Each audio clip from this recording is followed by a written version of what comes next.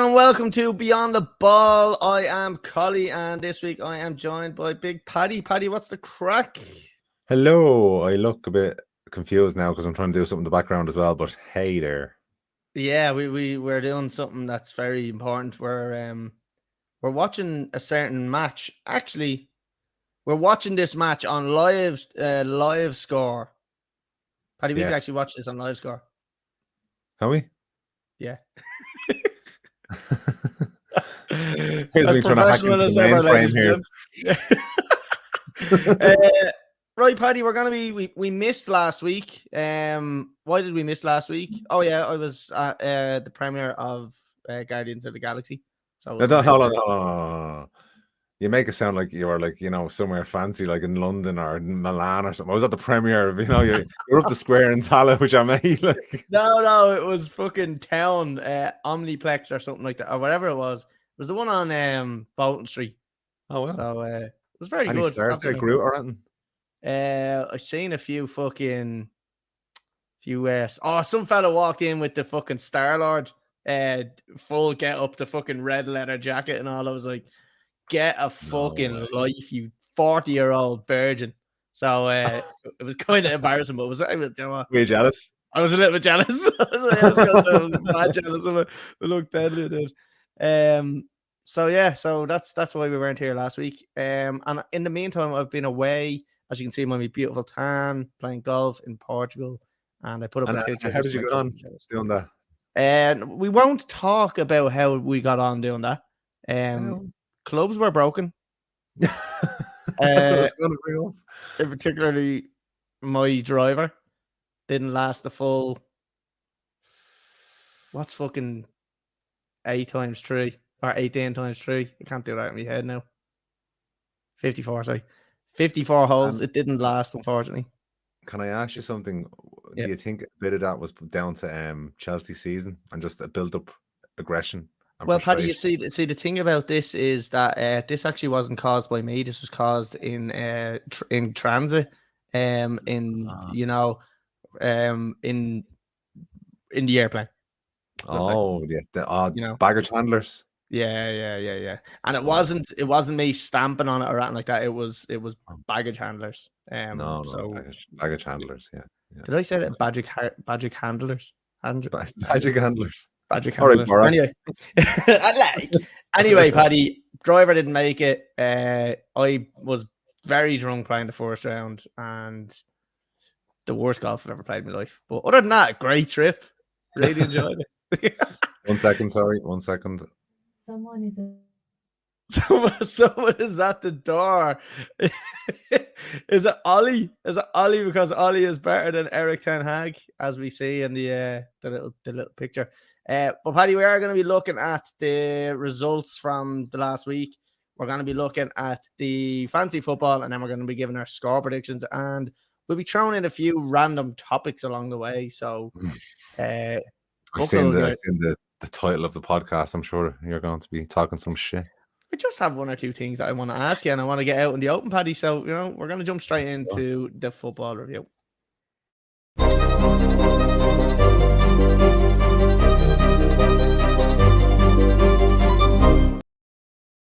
Paddy, there's 3 games we're looking at in the review. We're not going to look at Liverpool because it was a shite win.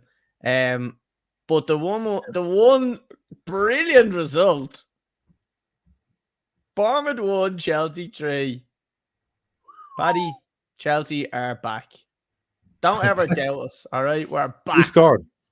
João Felix, a beautiful goal. And I don't know why, I've always said this, I don't know why Frank Lampard does not start João Felix.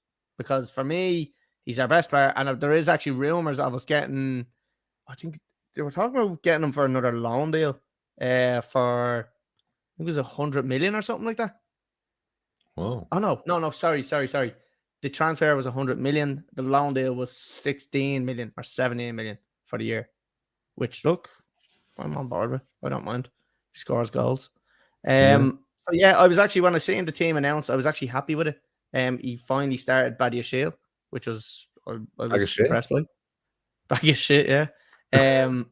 So, Paddy, all in all, it was, to be honest with you, from what I've heard, because I didn't see it, not going to lie about, it was a shit performance, and we got lucky to win. I do have a Chelsea fan who I keep close contact with on the Instagram page. Who Chelsea friend.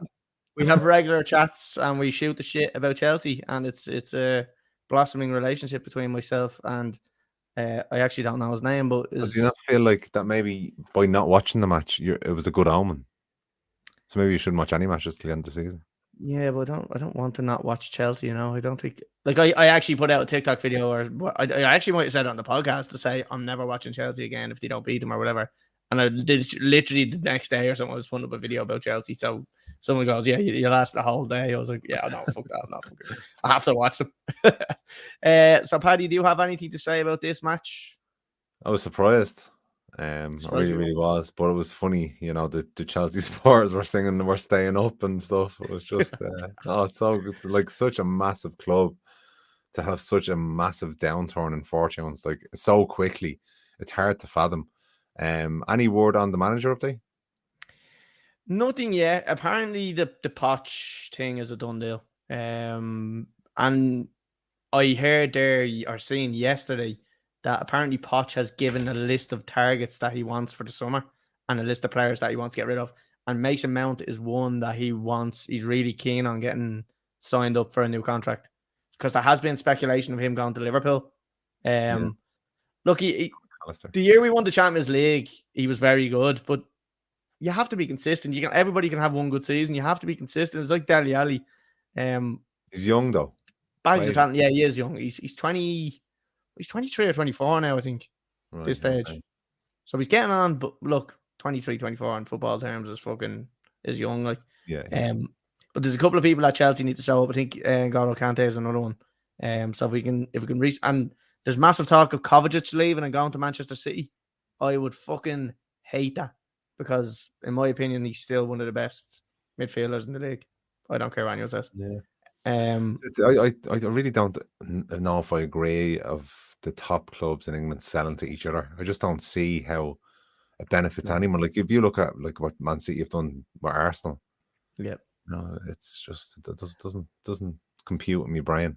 No, and even like the likes of Chelsea selling Jorginho to Arsenal, like the one thing that Arsenal needed was someone just to come on and take control of a game when they're winning, because they could always take the lead, but they'd always fuck it away. Now look. They have absolutely fucked it away, and it's beautiful to see. And actually, Paddy, that's going to segue us into our next fixture, which is Newcastle and Arsenal. Now, Arsenal won this one, so I don't know why I'm saying that, but Arsenal have completely bottled it in the last 2 or 3 weeks. Paddy, I said it the last podcast, put a video out in January to say that they were going to bottle it, and they've been royally fucking it up ever since. I can't see any other outcome than Manchester City winning this league at the moment. What do you think? No, absolutely not. But you can just see when the real pressure was on, they crumbled and they won this game because, to be quite honest with you, I think they even know it's over. The pressure's off. Yeah. So, but again, like with the year Leicester, I keep saying it, like the year Leicester won the league, Arsenal had a really good chance to win the league that year. And I think again it'll be another probably 5 or 6 years before they get another run, if even. Yeah, I think so. Like, and I know this is going to sound obviously a little bit biased, but like Chelsea next season could be very good if Poch can come in and just get that. He's going to have to get a couple of signs. Like nothing to worry about. It's all solely based on the Premier League, and there's no distractions. We'll have a few cups along the way, which is fine. Everybody has them. Squad rotation. Yeah. And it's unbelievable. You can tell them about to talk about United, can't you? Yeah. Here we go. This is it. I'm going to talk about them as well, Paddy, because will I segue into it already? Well, no. First, we're not finished off this yet. We're not finished. Yeah. Okay. I was going to segue into that just to slag you. Yeah. So it was a really good result. Hold on. The first time ever you have not wanted to talk about Manchester United and you fucking lost. That is a first. That is getting clipped and thrown up on the internet, because when have we ever said I heard Paddy saying, no, we won't talk about United. We won't talk about United. Never. I'm just being professional here. I want to cover all the games to their fullest as a pundit. You know what I mean? I'm taking this seriously now. Fair enough. But yeah, Newcastle, very, very surprised. Well, not so much surprised. I think it was a very professional performance from Arsenal Yeah. because I watched the game and Newcastle had a few chances. They were really on top coming towards the start of the game. And Yeah. then Arsenal just scored a goal against the run of play and soaked up the pressure and just then got a second as well. There was a very professional performance. Pity they couldn't do it in previous weeks when they were bottling Leeds, not Leeds United, but Leeds by goals. Yeah. But I was delighted to see Newcastle drop points because it was one of those that I wasn't in great confidence coming into the game after the Brighton game, into the West Ham United game. So I was glad to see points dropped. Brighton dropped points as well, which was good because they had 2 games in hand, possible to get a Champions League spot, but they lost last night 5-1 to Everton, so that's them out of it now. Do I see United getting 3 wins from the last 4? Yes. But do I see Liverpool winning all their games towards the end of the season? No. So I don't think we even need to win our 3 games. So interesting because I'm looking at the spots there and I see obviously I see Newcastle in third at 65 points, United in fourth with 63 points, and Liverpool in fifth with 62 points, 1 point behind, but they've obviously played 1 game more. Yeah. Like all it takes there is for a draw from Newcastle and United, and Liverpool need to win, and then they're right in it. So I know, yeah. They're must wins. Like for at this stage, they are must wins for all them teams. And Newcastle, like I would hate them to blow it at this stage, but I really could see them blowing it. Just because of the inexperience in doing it. Eddie Howe's maybe inexperience in. Do you call it inexperience? I don't know. Like maybe just not being at that level in that top level. Yeah, in that top 4 battle before. It's similar to Arsenal bottling it for the league. Will Newcastle bottle it for the Champions League? Exactly, and it's the exact same question, and could potentially have the exact same outcome where United and Liverpool might actually pip them for top 4. Yeah. But it's interesting to see, and it is definitely one to watch. Again, we're kind of saying Arsenal are still in the league.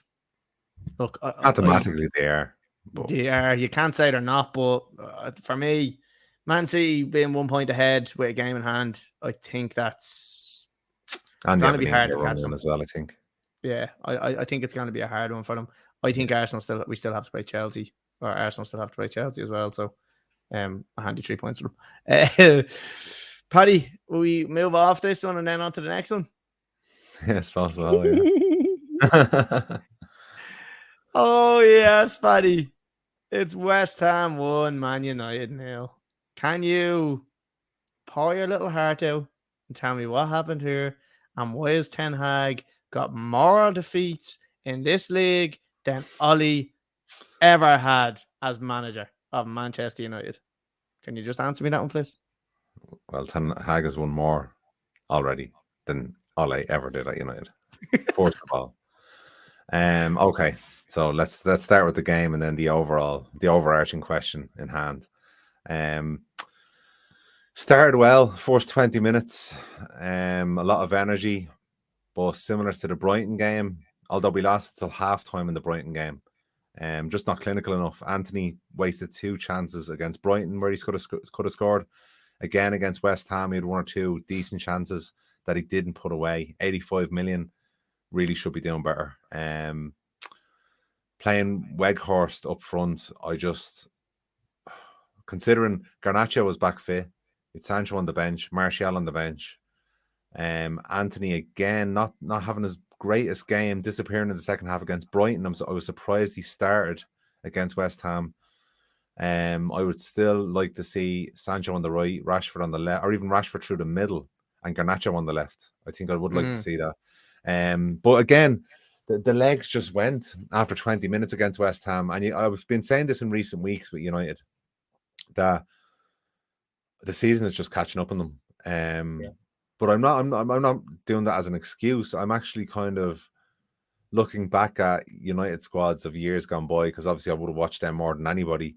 And Ferguson, when I watched United before, done so well in the big competitions is because he played the reserves in the likes of the Carling Cup early rounds, the FA Cup early rounds, but Ten Hag has played consistently his best squad for the majority of the games, irrespective of what competition that they're in. And I think the culmination of those games have just come to fruition right now, and they're just getting so tired. The one saving grace I think they have now before their next game is that they have a week off, and it's the first time they've had no midweek games since Christmas. So a well-needed break. In terms of the Ole question, which is ridiculous and tactically better manager, I think he took a severely confidence-stricken squad. He's been building it over the season. Ole had half a season when he came in. But look, irrespective of that, even before Ten Hag came to the club, what he done at Ajax, people know his credentials. He's a good coach and manager. He can make changes in games that change games. So I don't really want to even entertain. But I remember their last podcast. You said that was the first time you'd seen. You made one bad decision. What manager doesn't make a bad decision? Come away, stop. Frank Lampard. No bad decisions. He makes all bad decisions. That's all the players. Paddy, so like what you're putting down to is kind of like tiredness and fatigue over a season. Does that come down to lack of squad depth, perhaps, and maybe just still needing a few more players to add to that squad to build the strength of it to kind of get you through the last stages of the seasons? I always wonder, like, is it lack of squad depth or is it just lack of trust in your squad depth? Maybe Ten Hag's decision at the start of the year was get a trophy at any cost. Because he probably should have played more of a squad in, again, early cup games, Europa League games. Now, we may have got knocked out of some of them early on, but, that's just the risk you take. Like, he's paying for it now because the players' legs are just gone. Like especially a player like Casemiro. Now, but he has had a couple of suspensions, but he is 31 years of age, and you can just see now when he's playing week and week, and Eriksen as well. He's not a spring chicken. The only one there with the legs in midfield is Fernandes, and you see him running his socks off for the first 20 minutes for the first half, but then the second half, then he's lost his energy. And to be honest with you, he is the real source of creativity for our team. And when he's not on fire, we're just not scoring goals. And it's a massive, massive problem, us not scoring goals now, because Rashford, obviously he got 29 this season, but the rest of them now, for the money that was spent on them, it's laughable. And they should be. Do you think Bruno is his own biggest enemy sometimes on the pitch with his attitude and the pissing and moaning? Or do you think that's just part of his character and it doesn't have a negative effect on him? Because I seem to think that when I watch Bruno and I watch him and he has that attitude and you can just tell he's in that mood, his performances are so bad compared to when he's just positive, he's running, he gets the ball, he moves it, his passes are on point. Like, do you think he just gets into his head a little bit too much? No, I don't. If he doesn't have that side of his personality, he probably isn't the player he is. And I think he'd get away with it. I think if we start winning consistent trophies, he gets away with it then, and he gets the credit he deserves. Because if you look at a similar player to that, would have been Roy Keane. Not as creative, but a moany fuck on the pitch, giving out to everybody at every turn. But he got away with it because he was a winner, and that team won Premier Leagues, Champions Leagues, FA Cups, Carling Cups. So, you can do all the giving out on the pitch you want because it's forgotten about quite quick because you're winning games. I do think next season would be much better. I think we need another season before I honestly think we're truly challenging for the league. Even if we get Harry Kane, I think we need a season and then the following season. But yeah, I'm still very quick. You'd be surprised how quick, Paddy, like a team can really turn around. Like we were saying, I think we said at the start of the season, Newcastle, there's no way they'd be challenging for a league or they'd be thereabouts. I'm pretty sure we all said like kind of 8th or 9th or maybe even pushing Europa spots, and that would be kind of their maximum. But like in my opinion, they've completely overshot their Exceeded expectations. Yeah, That's genuinely what I feel, and I feel Eddie Howe's done a brilliant job. He has some really good players there who are playing really well, like the likes of your man Isaac is savage. Nobody heard of him, and all of a sudden he's in there, and everybody's taking notice. And Joe Linton was having one of the best seasons he's had, and there's so many of these players that Eddie Howe just seems to be getting the best out of, and maybe you don't need that 100 million signing every time. Maybe you just need good coaching and good structure in your team to get what you need out of it. And yeah, goals. And Newcastle, to be fair, are full of them. Even with Callum Wilson, when he stays fit, he's a goal scorer and he bangs in goals for them. Yeah, no, I'm more talking about United for next season now, but yeah, no, that's what we need. We need goals. I think we need to sign a big striker that will put the fear of God into people, because the last 2 games against West Ham and against Brighton, you defend from the front, and if teams are afraid to come at you because of the firepower you have up front, they won't be pressing you the way they do, and that's what teams just aren't afraid of Manchester United at the moment in terms of going forward. But we've got next Wolves at home, then Bournemouth away, then Chelsea at home, and then Fulham at home. So 9 points between those 4 games. Considering we're getting a bit of a rest now, I think it's absolutely possible. And I think we have the players there, the experience to just get us over the line. I'm not saying we'll win the 4 games. I think it will be tight, but I do think we've enough experience in the squad there to get us over the line. And the one that I might be worried about, and I might regret saying this, is probably Newcastle, as you said earlier on. Yeah. I'm just thinking, why the fuck did I say that Chelsea still have to play Arsenal when clearly they beat them, fucking spanked us 3-0 or 3-1 the other week? Anyway, right, have you anything else you want to add to this performance? Just this one in particular? A bit mystified as to Weghorst, why he's getting a starting place in the team. I know he works hard and all, but he whipped him off. I think it was either at the very start of the second half or the very end of the first half, because he was just contributing nothing going forward. And I don't care how hard you work, if you're not a goal threat as a striker or a number 10, you just get off the pitch. Get off the pitch. I seen a video of him warming up before the game, and Jesus Christ, he has a left foot. Someone just lays him up. He has a left foot shot that goes about 40 yards over the bar and smacks some girl sitting in the crowd. It's fucking great. It was very funny, but yeah, not what you want to see your star striker doing.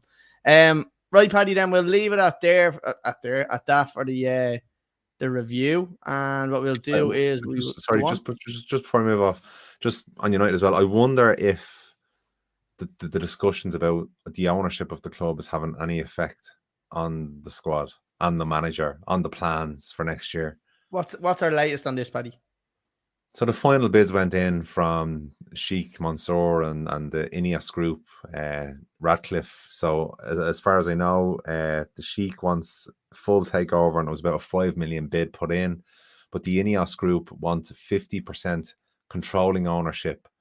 But supposedly they made a better offer for 50%. So maybe it was 2.75 billion or something like that for the 50%.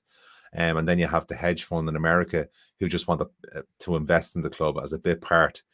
But the people who are handling this for the Glazers have received all the bids, and supposedly there's supposed to be no more in terms of from the sellers. So it's just up to them now to make a recommendation to the Glazers and for the Glazers to make a decision. Gary Neville's coming out during the week and saying, "Oh, they're scum, they should be making this decision so we can move on and move forward." But then I'm thinking, if they make the decision and it's the decision nobody likes, there'll be just, protests until the end of the season. So this makes me worry that they're going to stick around, maybe pick the hedge fund in America and say at the end of the season when, you have 3 months for the fucking fans to calm down and sign a few players and maybe appease the masses. But yet they'll still be at the club, which I really, really hope they're not. So you think that the worst case scenario is they just get an investment in, and what's the best case scenario in your opinion? The Sheikh to come in, 100% ownership, just get rid of them. And just, I know this is kind of obviously just your opinion. How do you think Gary Neville will react after that? Because Paddy, we covered it when we were doing the World Cup episodes. The Qatar stuff. Yeah, I don't know. I look, I don't know, and I'm not a politician. And look, he owns a bank. That's what I know in Qatar. Yeah. I don't know anything about the politics. All I know is if he comes in to United, good things will happen. That's But what do you think? What do you think Gary Neville will think of it? Do you think he'll be opposed to it, or do you think he'll just? No, he's already said that. Well, he wouldn't, like, because Jamie Carragher. Well, actually, when they come over to Ireland, I think the overlap. Yeah, came over to Ireland and they were discussing it, and he said, right out, who would you want, Radcliffe or the Sheik? And I think he wanted to say the Sheik, but he wouldn't. So he started going, him or him, it doesn't really matter and all. But he didn't seem opposed in any way, shape, or form to the Qataris coming in. And it is a bit hypocritical considering what he said about the World Cup. Just move forward. What? Oh, sorry. And it is a bit hypocritical considering what he said at the World Cup. Absolutely. Yeah. I've said since day one, as soon as he came in, that we tried to have the conversation one week, and there's just no point in me talking about all those the Qatari politics, because I like the human rights. Obviously, I think everyone should have basic human rights, but just paint every Qatari with money, that's their fault. It's not as if he's the king of Qatar. He's like, he owns a bank. So I don't know. But look, if he comes in, he wants to invest in the club. Happy days. That's what I want. Yeah, okay. Right, Paddy, we're going to move on to the fantasy football.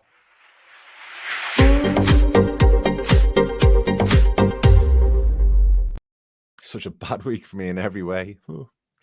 Right, Paddy, it wasn't a bad week for me, I don't think. Just going to pull it up here. Boom!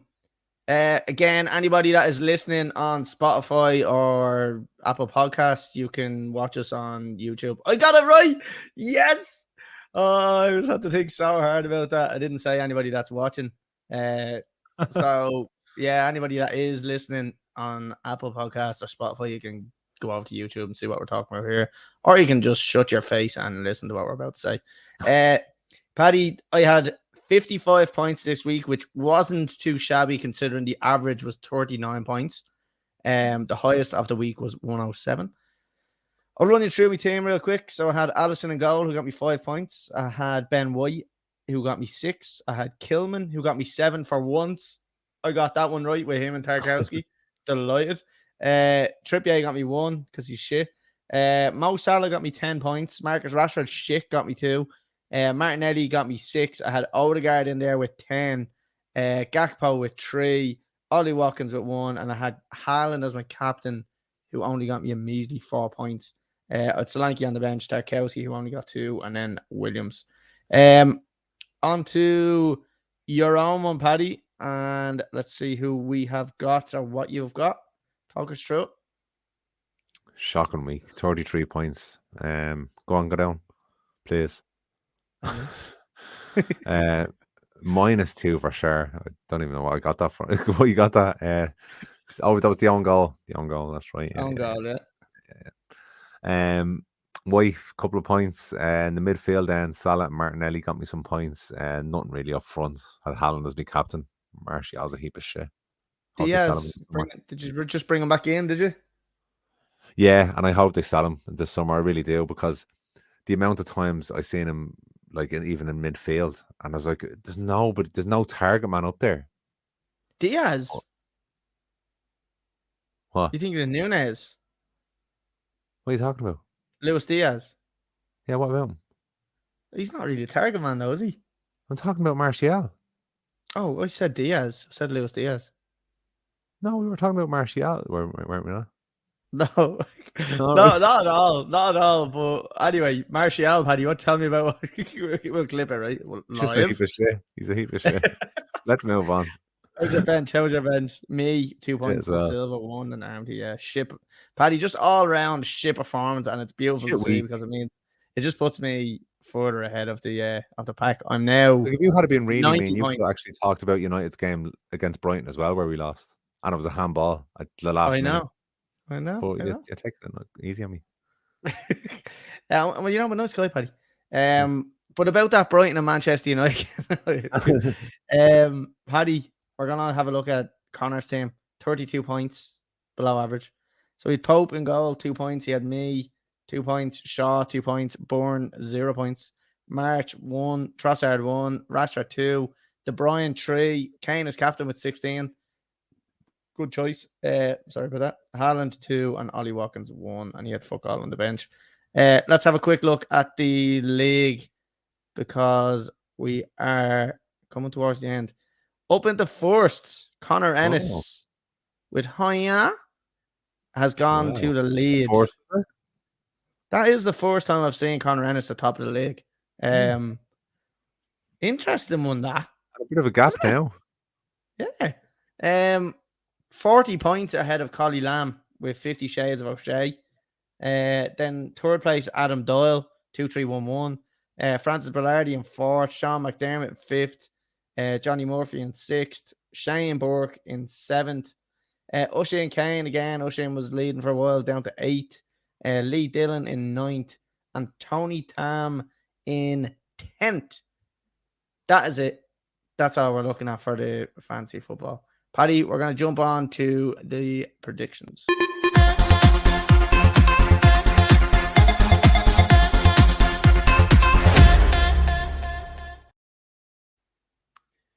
Right, Paddy, we have a few games and we'll look at and we'll just give our score predictions. We won't drag it out too much. I want to go and watch the Eurovision. I mean, the Real Madrid and Manchester City match. So yeah, we'll see. First game up though, Chelsea and Forest. Paddy, we are back. We are in goal scoring mode. We're gonna be Forest 3-0, and Joe Felix is gonna score. He's gonna start now after scoring last week. I don't think Lampard has even started once, but I think he's gonna start the next game. What do you think? I don't think he'll keep a clean sheet, but I do think he'll win. So I'm going to go for. I'm going to actually. Oh, Real Madrid scored. Oh damn! I'm going to say 4-3 to Chelsea. You think we can score 4 goals? Well, you scored 3 the weekend. Wow. When have I ever? I haven't heard this in weeks. Felix usually I don't think he's going to score. Felix got a hat-trick. Oh, I like it. 4-3. A bold prediction, and I love it. Paddy, on to the next one. Man United and Wolves. What do you think, being the resident Man United fan? Again, forced 7 days off in a row in half a year. So I'm expecting a revitalized and energized Manchester United, and I think we're going to score a good few goals and keep a clean sheet, because other than the Hayes Howler and Luke Shaw's handball, we've actually been defending well. Just 2 silly mistakes, considering that Lindelof and Shaw have been, partnered up in the centre, but I think they've done a really good job. I think Lindelof, I really hope they keep him now at the club next season, because I think he's really showed his work towards the end, and I think Harry Maguire let him down big time. But let's go 3-0 to United and Garnacho to score. Oh, okay. Paddy, I'm going to say is will win it as well. I don't think he's a keep a clean sheet. I'm going to say 2-1. And you know who I'm going to say to score? Diego Costa. Because why not? He's an absolute looper. Paddy, on to this next one. A bigger game than it looks. Everton versus Man City. Man City obviously needing every point they can get, and Everton also needing every single point they can get. This is what I think is the type of fixture that could throw a title race the opposite way. Looking at Manchester City now, they're losing 1-0 against Real Madrid. If they lose this match heavily, could they be deflated going into this game, or will they be able to book their ideas up, back on the fucking horse, ride it to the end? I don't know. But I have to give a score prediction, and I'm going to say they're going to still win it 2-1. I think it'll be a tight game. And I'm going to say Grealish to score. What do you think?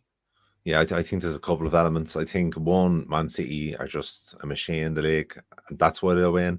But also because Everton now are out of the drop zone, and you'd wonder, will their fight go down a couple of percent? So, yeah, I think a City win, and I'm going to go for 2-0 and Haaland score.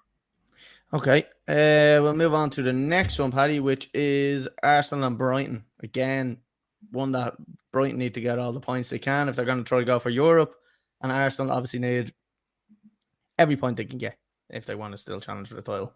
I'm going to say it's probably going to be a handy win for Arsenal.